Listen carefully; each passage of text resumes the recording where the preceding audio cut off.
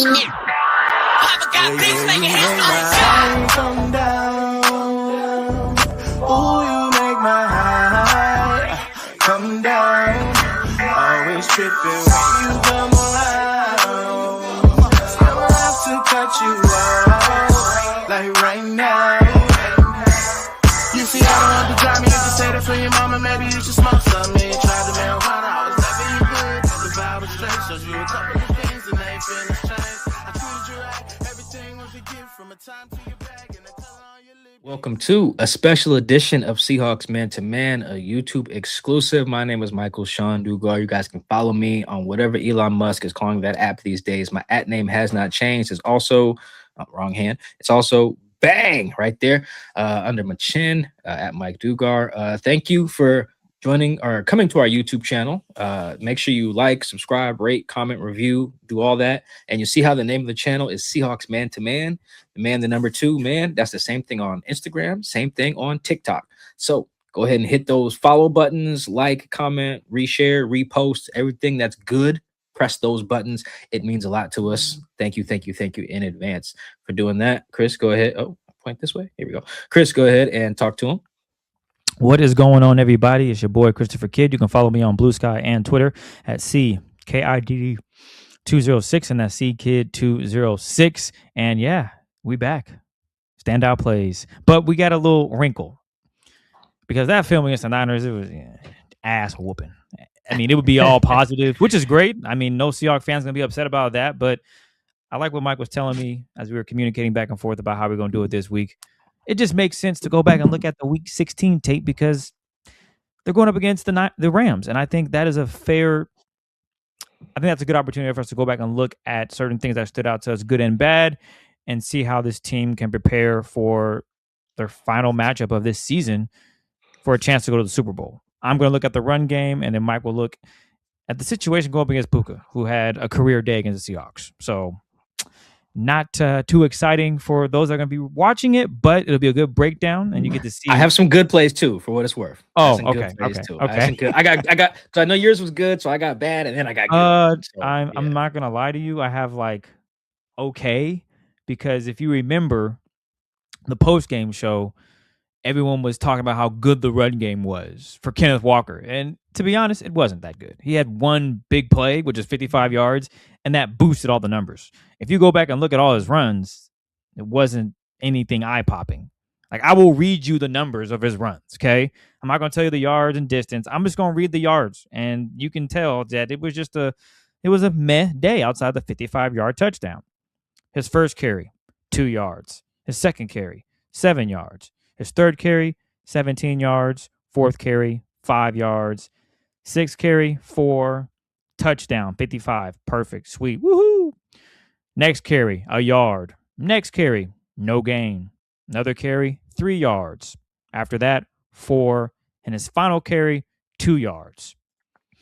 And then 2 of those were one of them passes, was right? Yeah. So to be fair, the last 2. So the one that I mentioned for 4 yards and overtime, swing pass, and then I want to say the one prior to that in the fourth quarter for 3 yards, another swing pass. So technically, it makes it even worse. So let me not just read all that again to you, but that was kind of the situation that happened against the Rams. And for Zach Charbonnet, he didn't do much better. He went 9 of, I want to say, 32 yards. So 9 carries for 32 yards, and he had a 4-yard touchdown, 9 yards, 2 yards, no gain, 2 yards, 2 yards, 6 yards, 2 yards, 5 yards. So it wasn't what the Seahawks did against the Niners where it was like, oh, wow, there's space. Everyone's doing really good. They're blowing these D linemen off the line of scrimmage. They're getting to the next level. The wide receivers, as I mentioned in one big thing, and the tight ends are doing a really good job blocking.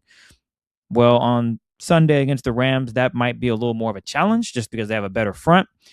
And their corners are pretty solid, and the run fits as well. I'm not saying that JSN, Cooper Kupp, Rashid Shaheed, and tight ends can't go out there and execute blocks accordingly, but I just think the Rams are overall better defensively. You guys understand that. So there's a few plays I want to break down and look at, and I think if these plays can be successful, I think this can go a long way for the run game to be strong, and not to mention play action passing, where Mike where Sam Darnold is his best. He is really good when he's play action passing. He can still draw back and throw it on a dot, but when you have the run game rolling and defenses now want to slow down K9 and Cam Akers and George Halani, that becomes, okay, well, we can hit you with a play action because your linebackers come up just a hair, or your DB decides, man, our D front and our linebackers are getting killed right now. Can I cheat and try to maybe make a play and help my defense out?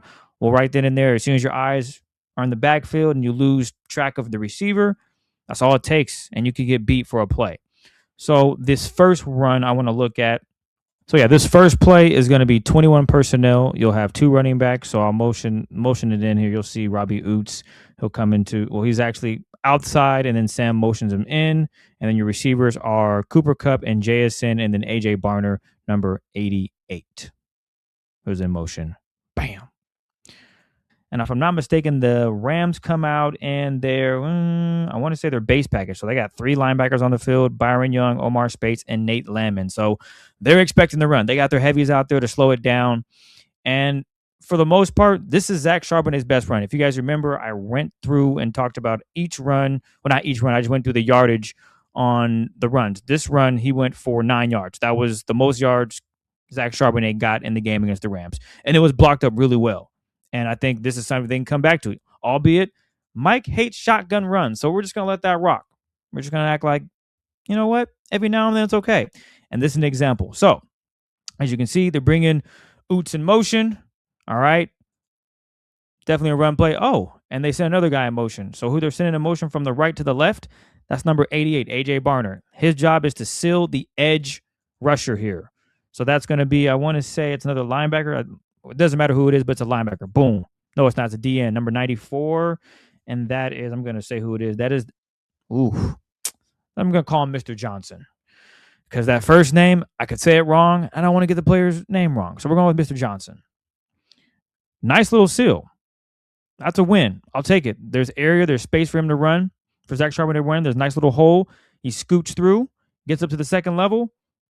Gets tripped up a little bit. And he gets tackled for a 9-yard gain. That's a really well done play here. A lot of people doing their jobs right. So let's pause it when everything looks real good. So about right now. All right, this is cool. I like what I'm seeing. There's options. He can go to the right if he wants to, but the left it's right there. There's a nice little hole. You see number 74, Josh Jones getting to the second level, getting after that. I want to say it's a DB. You see Oots going up against Landman, that is. And then, as I mentioned earlier, A.J. Barner with a nice little seal off the edge there on number 94, Mr. Johnson. And that creates a nice running lane for Zach Charbonnet to scoot through. Gives a little hesitation. Someone gets a hand on him. Gets wrapped up a little bit. Starts backpedaling. But again, it's a nice 9-yard gain. I am confident that the Seahawks can get more looks like that against the Rams on this coming Sunday in the NFC Championship game. But it's about executing and setting the edge, because there have been times, I want to say that first matchup against the Rams, where Oots was not winning these blocks. He was getting tossed around. He didn't put on a great performance in this aspect of sealing blocks. So right there, Landman takes it. He takes the block on Landman. Clear hole. No, this is exactly what you want to see. This is perfect. Well blocked. Zach Charbonnet finds a crease, and he gets through. Bravo. Then you look at K9's best run. Let's go to that. So here's the second run that I was looking at. So as I mentioned, K9, he did have a 55-yard run. I'm not going to add this because I think that doesn't represent how the Seahawks run game was against the Rams. It's not as if he had multiple carries for 9+ yards. He had that one, the 17-yarder on 3rd and 17, which was kind of a give up. The Rams came out with their dime package, 6 DBs. They were expecting pass, and the Seahawks said, gotcha. And K9, he did what he needed to do. He fought for extra yards. He got stopped, I want to say, with about 9 yards to go, and he was able to chug through and get a first down. So salute to K9 for fighting, but it's not as if it was just a give-up play and it worked out for the Seahawks. The Seahawks have been known to do that quite a bit, and they've scored touchdowns off of it. Against the Steelers, they scored a touchdown on 3rd and long, 3rd and goal from, I want to say, the 18. They did an outside toss. K9, or I think it was Zach, one of the two ended up scoring because the blocking was solid and the teams were expecting pass. And that's kind of what happened earlier, well, in this game against the Rams, but I don't want to show that. So this next run I want to talk about, the Rams are going to come out in their nickel package. So they sub a linebacker off and bring in another corner because it's potential pass. You got options there. The Seahawks are going to be, again, in, let's see, they're going to be in 11 personnel. So that's going to be 3 wide receivers, 1 tight end. So as you can see, we have this visual from the end zone. I don't have it all spaced out to show you from the all 22 at a higher angle, but I wanted to just show you from the offensive line all the way through how this play comes about. And it's a solid play. It doesn't go for a ton. It goes for 4 yards, but it looks good. It's not a bad play. 4 yards a pop. That's gonna get you really close to a first down. It's not gonna kill you. It's gonna be what? The first play. You're gonna be 2nd and 6. So you end up with 3rd and 2. Not bad. No one's gonna be upset with that. But the reason why I'm showing you guys this play is because, for one, AJ does a pretty good job of sealing, but he loses. He gets bucked up. Okay, not bad. But you would want this chip here from number 72. I want to say I have him highlighted. So we're going to go to the next one. And there we go. Abe Lucas. There you go. He's highlighted. Watch what Abe does. He's going to basically help out with, I want to say, we're going to watch it. He's going to go help, double 95, and then he's going to go and get landman.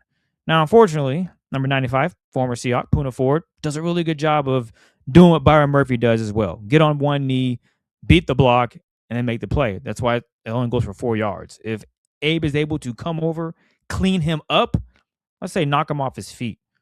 Okay, well, that's a clear lane. That's going to be an explosive. But I'll give credit where credit is due. Puna's a lot. He's strong. He's powerful. He gets low, and he's able to beat that block. So I'll replay it again. You see Abe, he's circled there. We'll have a motion from AJ. He comes over, tries to seal that, loses. That's okay. Abe chips over, doesn't get a really good chip on it. He then seals off landman, and then Puna's able to make the tackle for 4 yards. If and when they run this again, because I'm guaranteed they're going to run this play at some point against the Rams again, if Abe is able to just get him down or get him pushed off further away from the play, this is definitely going to be explosive. And then you got one-on-one with K9 and number 3 that's coming into the picture, Cam Curl.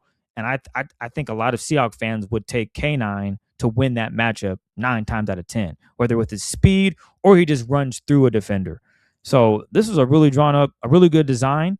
It's just unfortunate that, Puna's a pretty damn good football player and is able to just bounce off it and make a play. So you got to give credit where credit is due. Against the Niners, this probably would have been explosive and a touchdown. And then I would have been talking about how great the block was, et cetera, et cetera. So you're seeing that, okay, this stuff can work. And it went for 4 yards. Again, this is a positive play. This is stuff that you want to see consistently. You don't want to go for 1 or 2 yards. If this goes for 4, you're getting a first down. Again, the first play, 1st and 10, now it's 2nd and 6. You run at something similar. Now you're looking at 3rd and 2. You ran it again, first down. So I'm loving the design of it. I think they can get back to something similar to this. You would want your tight end to have a cleaner block on this, on setting the edge. But I ain't going to lie. That's a tough task, okay? Byron Young ain't no slouch. He is really talented. He's a Pro Bowler, okay? So it's a good match. It's a good challenge for the Seahawks offense, but I do like to see that, yeah, this can be executed well. And if they can do something on the ground and have some success, it starts here. It starts off with your tackles, getting movement, moving guys off the football. If they can do that, I think K9 can have another good day on the ground. And my last play, we're going to go with another end zone view. Let me just back it up a little bit. So we got a little under center action here with Sam Darnold, which potential could set up for what? A play action. Perfect. So on this one, I want to say the Rams are going to come out with their base package yet again. They got their linebackers on the field. They got 4 of them: Byron Young, Jared Verse, Omar Spates, and Nate Landman. The Seahawks go 12 personnel. They got 2 tight ends, AJ Barner and Eric Saubert, and they got Cooper Kupp and Cody White. So they're going with their big guys. They're going with guys that they want to be out there that can block. You don't see Cody White on the screen, but that's fine. I want to just focus on the run and the blocking and how it plays out, because if I'm not mistaken, this run only goes for 2 yards. So not the best, but we're gonna watch how it develops. So off the rip, unfortunately, Your left tackle, backup, Josh Jones, he loses. Tough one. And now K9's going to have to get to the edge. Cooper Kupp, he's in a tough spot too because, your left tackle gets beat and then the play goes for nothing, goes for 2 yards. So I like the design. I like how it's set up. You just got to have guys win on their blocks. And right now, there's really nowhere for K9 to go. I mean, yeah, sure. Go attack number 56, that is, the linebacker, or 48, 46, whatever number is. I think that's space. Yeah, sure. Go attack him. Go head on. That's cool. That's a gain of 3-4 yards. You could do that theoretically. But K9 is like, yeah, no, I'm not liking that. And then you got Cooper trying to take on a linebacker. Not able to get that. And then Cody White, he's not able to do anything with number 1. That's 4. So just a situation there where I like it. It's just no one blocks it well enough. It's just not blocked up well. And this is kind of the story of how that game went outside of the 3rd and long run and the 55-yarder. It wasn't consistent enough where the guys were locked in and getting to it. And then also, I believe they're trying to get number 75, the young rook, out there to get the linebacker, that's Anthony Bradford, but it's just a little muddy. It just doesn't work the way they want it to. So, can they execute this? If Charles Cross is there, sure. Perhaps maybe Charles is able to get a better seal. You get our rookie. Why am I blanking? You get Gray Zabel, 76. Maybe he's able to get to that next level and get hands on the linebacker. And then you have Cooper Kupp. He handles his business, and then so on and so forth. Kind of what we saw against the Niners. Everybody does their job. The play results in K9 not being touched. This one, not so much. So this is kind of a negative, but I see the vision. I see it, and I like it. And I think it's something that they can move forward with and try to make some plays on. I mean, the cutback lane, let's see that. Okay. You cut back, and then you're meeting number 14, Kobe Durant, and number 2. So, there's not a lot of space for my boy K9. I think he makes the best with what he got. He got 2 yards out of it, so it ain't the end of the world, but the Seahawks just got to be better at executing. And as I mentioned, outside of those 2 big runs, it wasn't all that great on the ground. And I know, Mike, you alluded to that on the post-game show that we did following the match. Following the game, I know a lot of people were saying, the run game seems to be back. And that's because they saw the 55-yarder and K9 on a 3rd and long get a first down. So going back and watching that film against the Rams, okay, there's some things they can execute better. We saw that with Zach's best run, they did a really good job of blocking it up. K9's second best run, or I guess you could say 3rd if we're not counting the 55-yarder and including that 3rd and 17 one that he went, or 3rd and 16 they went for 17 yards. I think this team definitely has put on really good tape that can showcase, we can handle these guys for a few plays and do our jobs and get positive gains. And then that leads up to play action passing.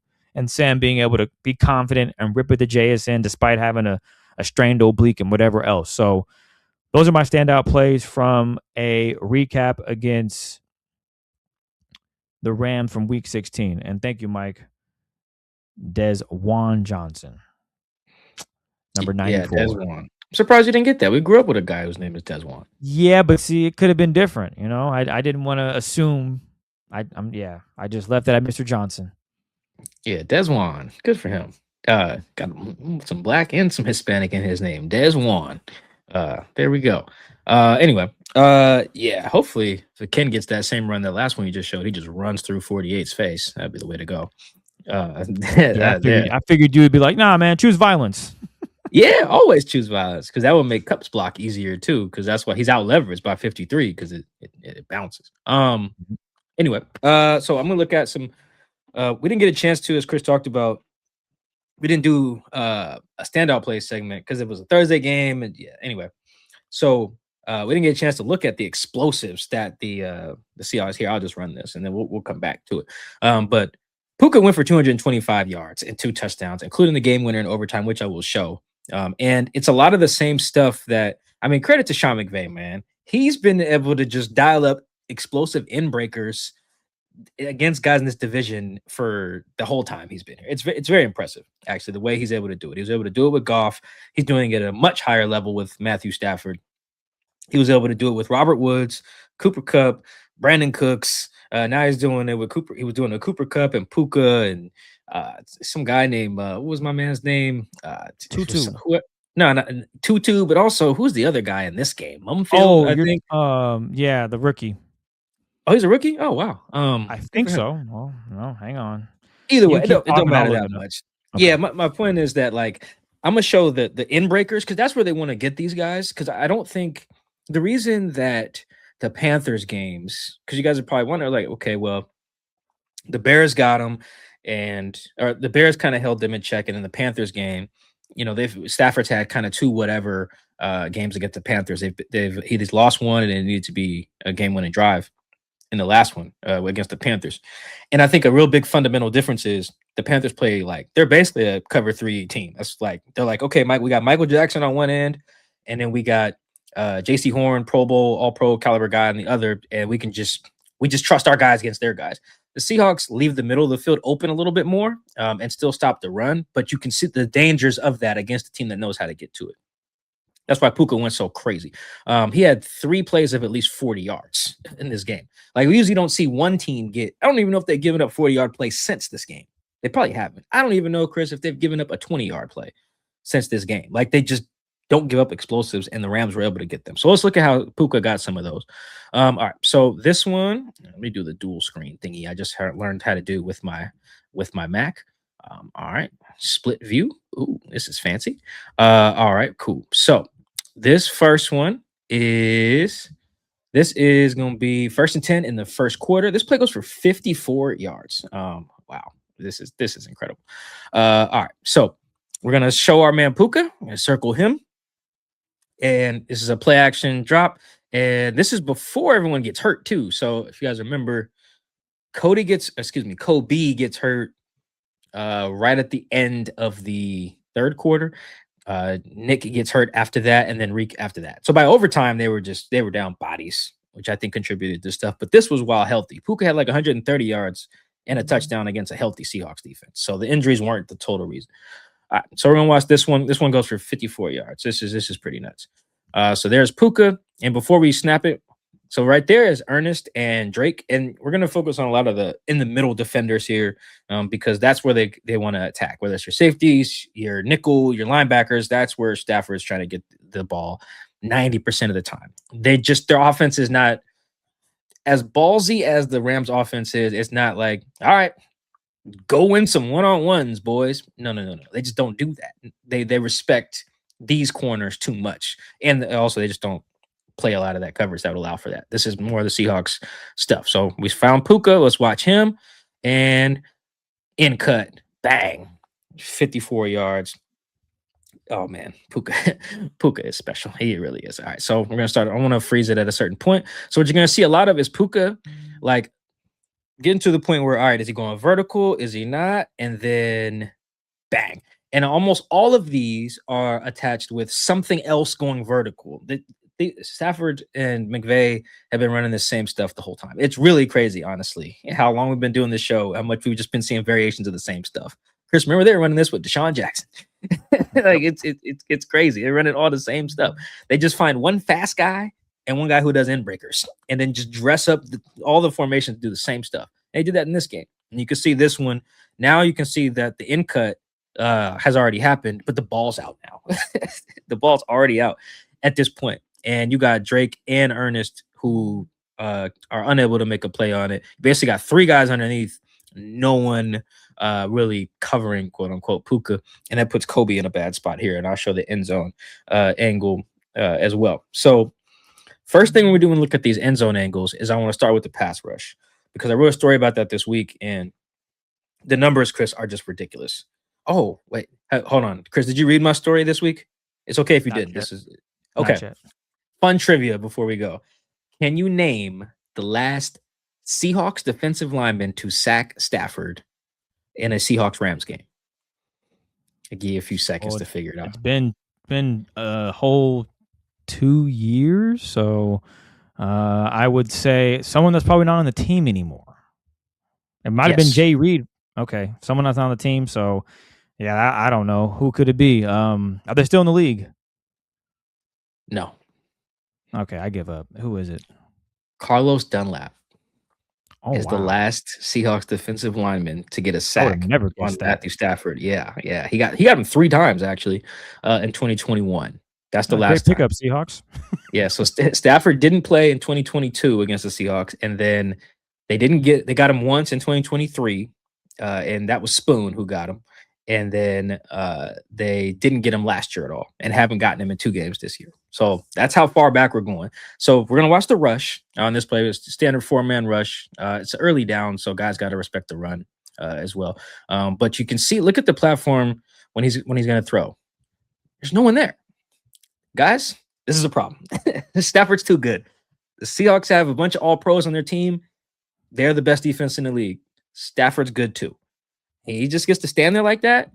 He's going to throw dots. And I'm not really sure what was going on in the middle here. But I think the problem is no one's really winning here up front. But I think the biggest problem I'm seeing here is Riley Mills, number 98 there against the left guard, just gets completely washed out of here. And like, you can't have that in a game of this magnitude. Like you got to do something to bother him when you get that one-on-one on the interior, and he just does not. And you can see here, you see Kobe there on the bottom right of our screen. Like you can see his eyes are on the quarterback, vision on the quarterback, and the ball's in the air. Problem is the vision on the quarterback when you're playing Stafford, as we'll show later in some clips, it's a bad idea because his eyes are very deceiving. Do not look where Stafford looks. No. Bad. Because Stafford, what they're also trying to do in their offense, it's great. Not only do they throw in breakers, but they're not like throwing hospital balls where the guy's got to like go up and get, it's all yak stuff. They're trying to get a lot of yak, like get guys in rhythm. It's really actually fascinating how they pull this off, running the same, just variations of the same stuff here. So these are the type of ones that they got to take away, all these in cuts.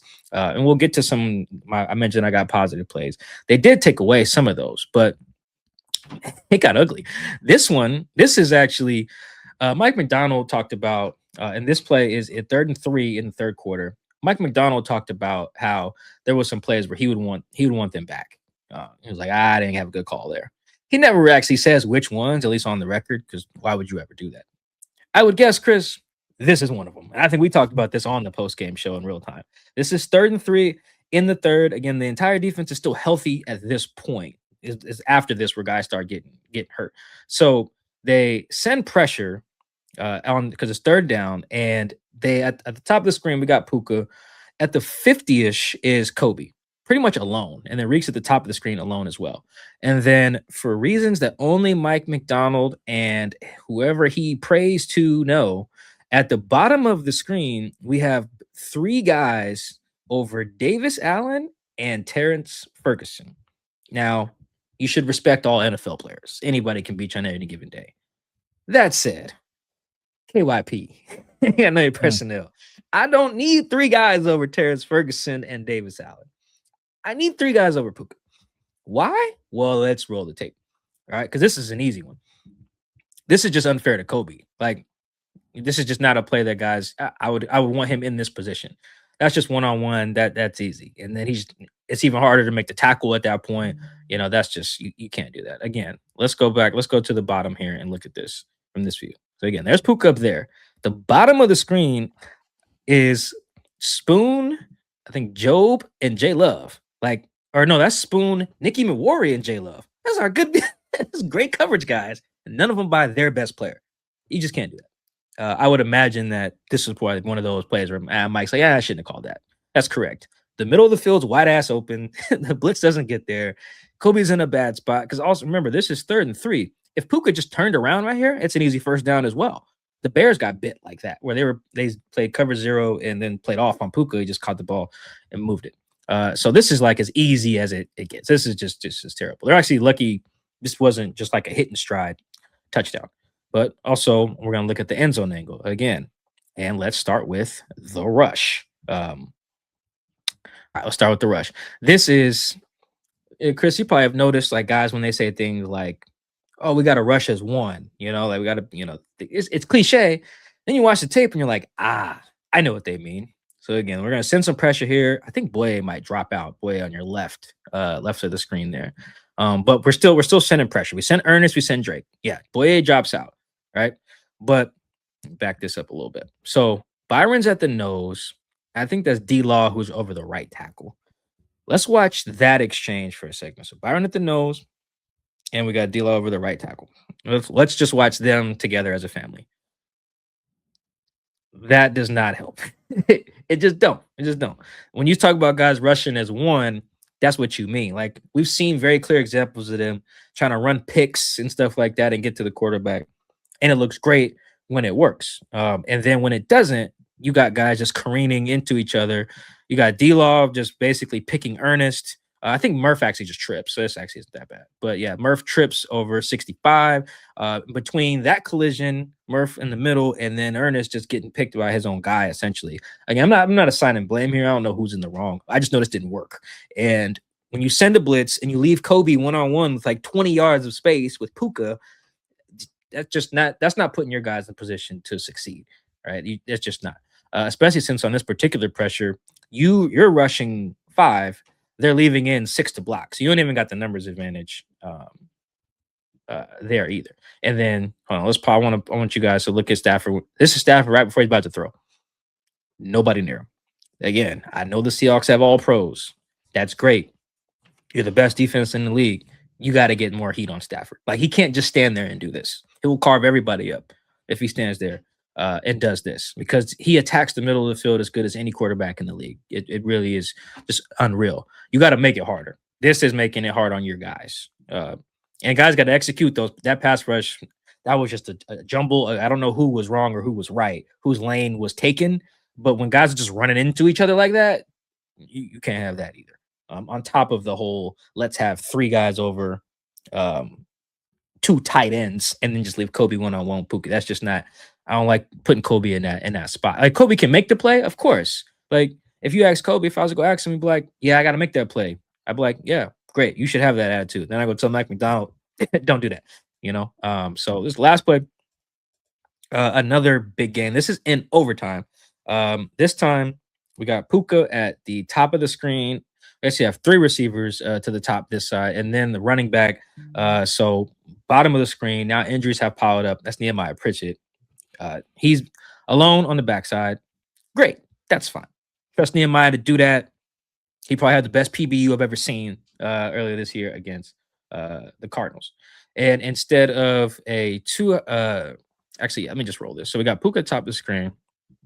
And then this, I'm circling Ty Okada because he's come in the game for Kobe now. Again, Kobe got hurt. The injuries are important here because I think if they stay healthy, you can maybe eliminate some of the explosives that they had later in the game.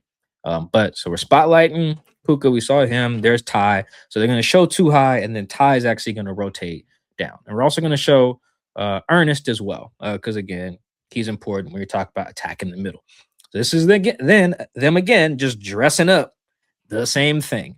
All right. We're going to have somebody go deep and somebody in cut. And the in cut is almost always Puka.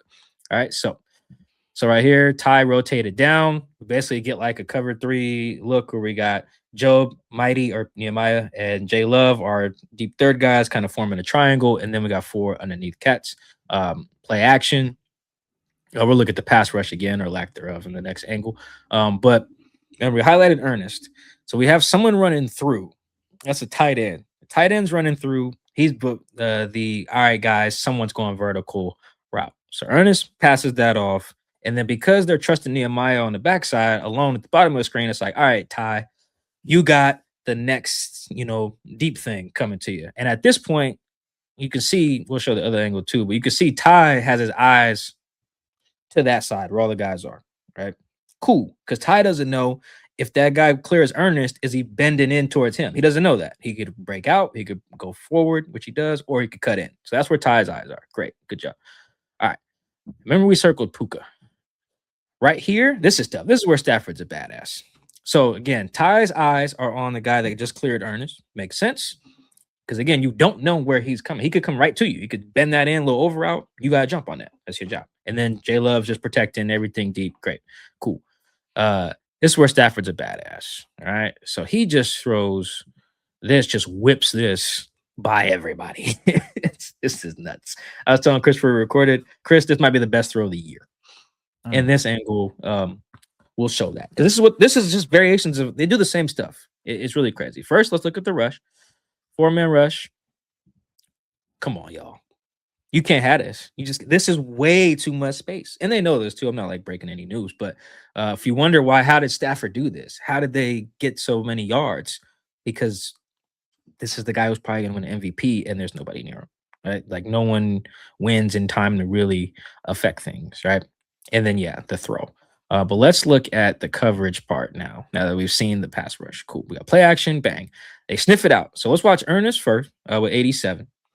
All right, so Ernest is right down the hash. As we saw, I mentioned Ty was at the top of the screen. He's looking at these verticals coming from the other side. Remember, they left Nehemiah to go do his thing on the backside. That's great. Cool. All right. So Stafford is about to let it rip. Ernest does his part. Passes off my man, 87. You guys can see, hopefully you can see where Ty's eyes are. He's like, all right, cool. 87 might be bending that towards me. Bet. I'm ready. So Ernest's next job is just protect the middle. Bet. We got it. All right. Now look where Stafford's feet are. Your feet usually tell you where the guy should throw. Like most quarterbacks, it's like, all right, feet, toes, pointed to where you about to throw. Great. All right. That's where Ernest is looking. Ernest is right here looking at Stafford. Stafford looking right at him. It's like one of them movie scenes where the villain and the good guy stare at each other right before they start fighting. Great. And then Stafford does this. That is, I don't know why I did sound effects today, but because this throw is nuts. It really is. And this is where we asked guys about this week, and they're just like, we got to be disciplined in our drops in terms of the no looks. Because you guys can see this now, I pointed out. Look at this in just real time, how he looks at Ernest and where he's actually throwing. That is great. Now, Ty's a little out of position, but I actually don't even fault him too much for that just because of the excellence of the throw. That's crazy. But it's so nuts because, like, imagine if Ernest just stays right on the hash, which is maybe even what their tie. I'm not sure. And I didn't get a chance to ask Ernest. But if he does, the ball hits him in the face mask. Instead, it's right where he went. It's where he vacated. Excuse me. Yeah, it's the same stuff. They're just trying to find ways to just dress up. How can we get Puka running inside over the middle? All right. Well, now you're wondering, Chris, Mike, what can we do about that? Great question, folks. And we are trying to have an answer. So this play is 1st and 10 in the 4th quarter. And this is how they got back in the game, by getting these stops. So here we got 2-by-2. Isaiah and Puka. I think Colby are on the same side of the field. I got Puka circled. 2 guys at the top. Doesn't matter who they are. We know Stafford's not throwing over there. Now, some of this stuff changes when they get Devontae Adams in the game, but the goal will be to feed Puka. I can promise you that. All right. So Seahawks are in there too high. Look. In nickel, and they're actually going to blitz Nick from the top of the screen here. But first, let's just watch the bottom. Let's watch the bottom and what Puka tries to do. And look at J Love. I'm freezing it right here. That's J Love saying, hey, Job, Puka's about to do the play they always do because it's the same goddamn play. And then Puka does it, and he's wide open. All right. Why doesn't the ball go there? Okay. Let's look at it again. Why does the ball go there? Because this is important as well. This is why I was showing those pass rush angles. Nick is blitzing from the top of the screen.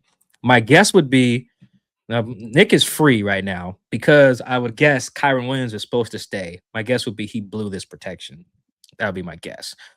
Because if he does, or even though if Stafford had just went over there, look at the top of the screen right now. He checks that down to Kyron, and it could get ugly.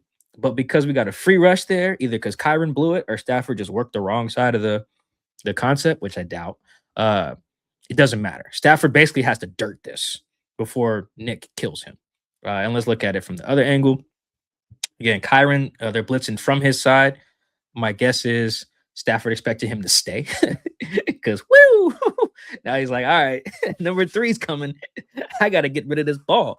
But he wants that in cut. He just doesn't have time. He's like, yeah, it's over. He's like, I'm old. I'm not standing in there for that. And that's what he does. That's also how you don't get sacks on Stafford, because he's like, I'm old.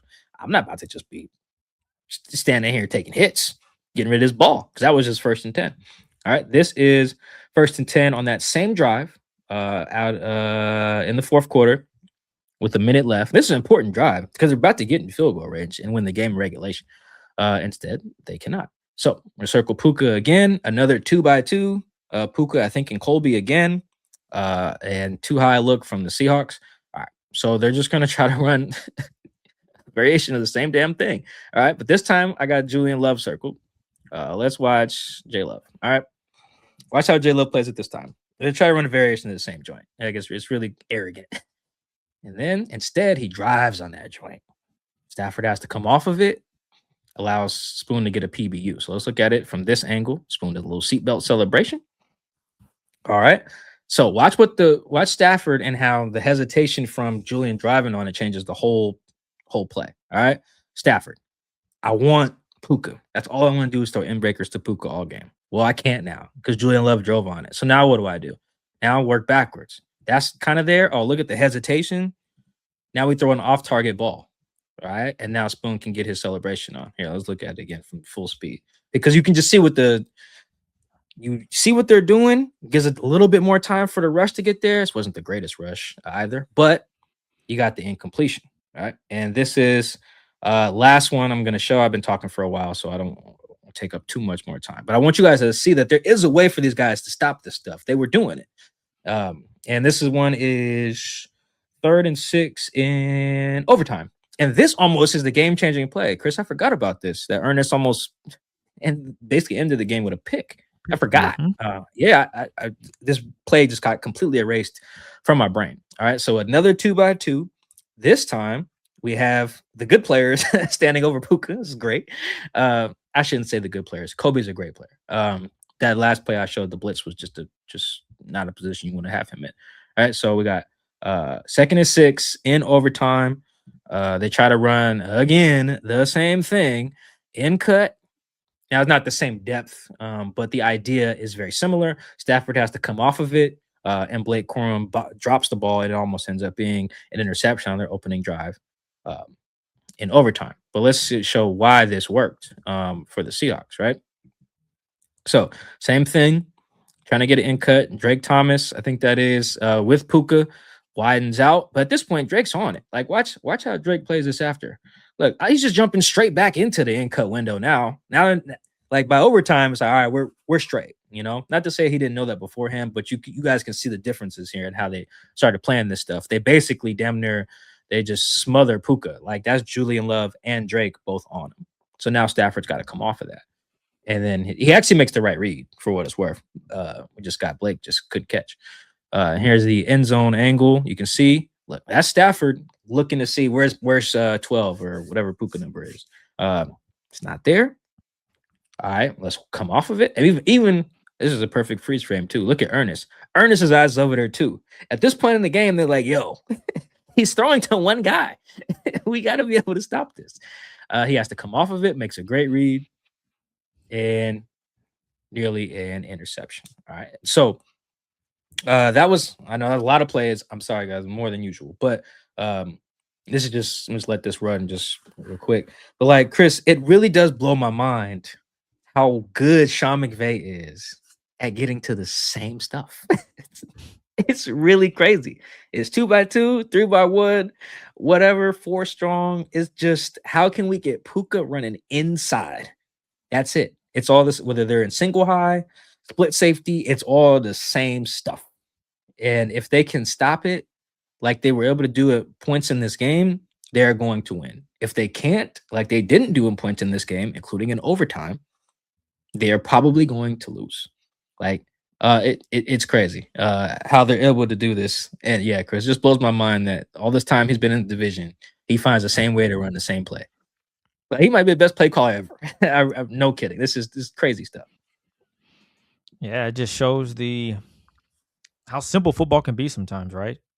You dress it up 1,000 different ways, but your end goal is what? We need our best receiver going over the middle, making plays because he can get yak, he's physical, and he's going to catch it. So when you have a quarterback that is the art of deception, using his eyes, doing all the fundamental things to say, I'm throwing it here, and your linebacker is taught to eye on the quarterback, drop into your zone, the ball will find you.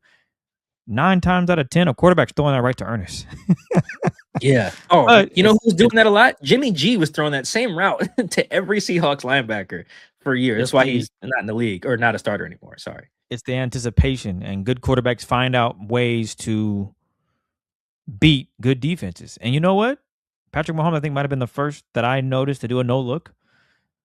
And I think it just kept going. Maybe it was Matthew Stafford. Maybe he's been doing this so long, no one ever knew. But I think maybe I'm not gonna put that out there. Whoever started the no look pass really just changed the game, because that really, now you have to rely on so many other things other than just staring at the quarterback's eyes. Because now the quarterback can look you in the eye and do this, and now you're frozen, thinking the ball's coming your way, and he throws it to where you were supposed to be, as you saw with Ernest Jones. I think he is supposed to be on the hash. If that was cover 3, you got to be on the hashes for the linebackers. Drop to the hash every time. That's I think supposed you're to be right. hash. Yeah, drop to the hash. But when you see the eyes, you're like, oh, he's throwing right to me. Like, perfect. This is an easy pick right here. But if he stays on the hash, to your point, Ernest gets the pick because he follows the rule. Not that he was wrong, but he's staying with the rules. And the rule is, when you're a linebacker, your ass gets to that hash and you go up that hash. And if they want to throw it up there, you're going to get a pick. And not that it happened week 1 against the Niners. I want to say that was cover 2. But the thing was that Ernest dropped to the zone. Are you talking about Ernest's pick? Yeah, Ernest's pick against the Niners. Yeah. I think that might have been cover 2, but he was dropping, getting depth in that zone in the middle of the field because he knew there's going to be a crosser coming. He's seen the film. He's seen what Kyle Shanahan wanted to do and wants to do. So he keeps dropping. And what does Purdy do? I mean, an incredible play by Ernest. Like, he had to go up and get it. He had to work for that. But it was the fact that he baited, got a feel, kept dropping, got to the right area, ball was thrown, and all you had to do is catch it. So it'll be fun to see how Sean McVay, does he do a double move on top of that? Now we got you on film running all these ends. Now is Puka going to do a sluggo? Or, it's a in and out, and in and up, excuse me. So that will be something, the chess match that I'm interested in seeing. Okay, you've done this 3 times against the Seahawks. Okay, what does it look like in this matchup? Or this will be the 3rd time, but you get my point. What's it going to look like in this matchup? The 2 games they've played, end breaker, 225 yards, end breakers. Ooh, that 3rd game. All right, Puka, we're going to get you on an in and up, man. Let's see how the Seahawks bite on that, which I'm willing to bet they would. They've seen it on tape. You just showed multiple plays of, what's his face, number 42, Drake Thomas, getting into the window. You see the safety coming over the top. All it takes now is for Puka to turn his head like he's going inside and break up field. And now you're saying, God dang, Sean McVay, you prepared for that. So I'm sure Mike McDonald's drilling in their heads. Stay on point. Double moves could be coming. So it's going to be an exciting matchup to see. And then real quick, Mike. Oh, go ahead. Well, now that you mentioned it, do you remember the Seahawks got someone like that? I'm going to test your knowledge here. They got someone on one of those double moves. Do you remember when that was? On offense. Their offense did that to another team. Got their safety trying to drive on the end cut. The safety. Well, the one time I was thinking about it was the corner against the Cardinals, and JSN got him to seal the deal. Another one.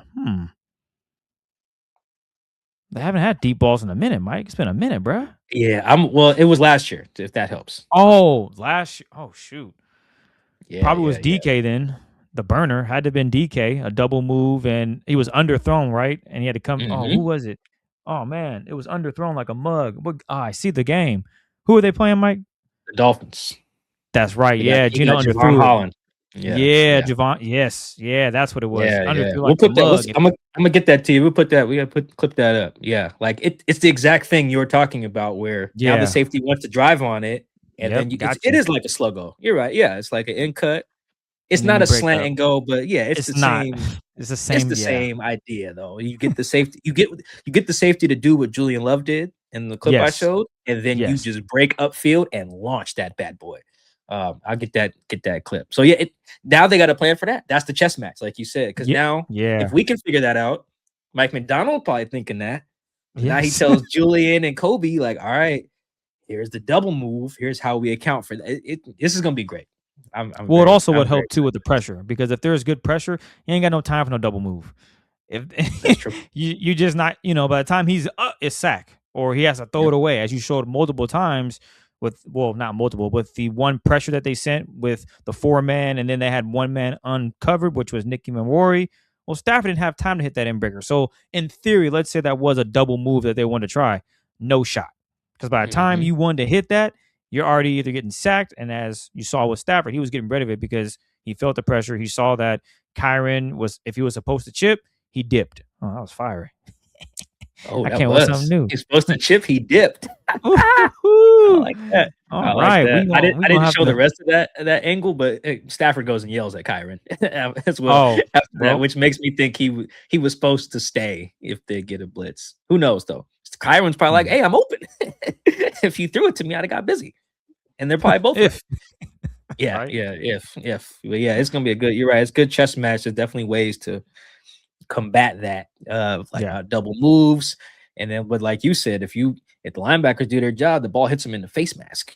Yeah, get your ass to the hash and trail up, go upfield, keep going. The ball's coming, or he getting sacked. I don't know how long you're gonna stand back there waiting, but and if it throws underneath, which Mike McDonald loves, hey, throw it underneath. We're gonna tackle you. The Seahawks have been excellent at that, which is why they don't give up explosives, because teams throw it underneath, and 3 to 4 Seahawks get there, wrap up, gang tackle, gain of 4, gain of 5, cool. 4th and 5, punt. Next. So that's been something Mike McDonald has been really good at, not giving up explosives, making teams do dump offs or short passes, and the Seahawks are doing a really good job of rallying and gang tackling. So yeah. Yeah, I can't wait. Can't wait for Sunday. And just last note on that. So the 3 plays I showed in that first one, all the ones that Puka caught, those inbreakers, those are 58-yarder, a 54-yarder, and then the 41-yarder in overtime. That accounted for 104. I got it. I wasn't gonna do that off the top of my head. I used my little graphing calculator thing. That's 153 yards and a touchdown on 3 catches. Now, if you start taking those away, that he has just like a normal good game. Like Puka's still gonna have a good game. Like, it's impossible to think you're just gonna shut him down. I hope no Seahawks fan is anticipating that. Puka's too good. But without those plays, he has 72 yards and a touchdown. That's a normal Puka, that's a good game for a star receiver in the playoffs. 225 yards is mythical. You can't let nobody get mythical on you. And there's a ways to do that. We showed how they kind of shut that down until they did in overtime. So a little longer standout film review than normal, but I mean, it's playoff ball, baby. I'm doing the deep dives around here. So yeah, it'll be a fun chess match to see how this plays out. Yeah, Mike is right. A little longer one, but I think it was important to go over that both of these needed to happen offensively. Run game's just got to be on point. Again, they're not going up against the Niners, going up against a better run defense. So those key blocks will be huge. Like, just as simple as sealing a guy and giving K9 enough time to run through. And then, as Mike just alluded to and pointed out, Puka Nacua, those inbreakers, that's his money. So linebackers getting the right depth, staying on the hash when you're dropping into cover 3, and then obviously communication from the secondary and just being on top of it. If they can do all those things, man, the Seahawks should have a really good chance to head to the Super Bowl, which would be happy for the 12s, me and Mike, all of it. So it's a win-win for everyone, So we appreciate all the love and support. Make sure you rate, review, subscribe to our podcast via Twitter, Spotify. We're also on TikTok, Instagram, Seahawks Man to Man. Give us a follow. And then, Mike just grabbed a book. So promote that bad boy. You're missing one. We're going to have YouTube Shorts. Well, I don't need to promote that, man. That's automatic, man. Shoot. Yeah, we're going to I put a couple up there, but I just be like TikTok. And then just how simple is it to copy and paste? But anywho. All right. Well, last thing. I got more hardcovers. I got more books. So hit me. I got them. DM if you're going to be at the game. Let me know. I'll have them on me. I'm going to have a bunch on me at the game. And then if you're out of state, not being able to make the game because the game costs $1 bazillion to get in, I understand. I'm getting in for free. So I get it. I empathize with you. Just hit me up. I will ship you books wherever. You can be in New Zealand or you can be in Queen Anne. I will send you a book. So let me know. Hit me on all my DMs are open on every platform. Just let me know and I'll make it happen. Thank you guys so much for that love and support. Make sure you go check out our preview show as well with Nate Atkins, who covers the Rams for The Athletic. That is on our YouTube channel, but also on all regular podcast platforms for audio as well. Enjoy the weekend. Try not to stress too much until Sunday. Win or lose, we will be back with a post-game show Monday morning. All right, so stay with us.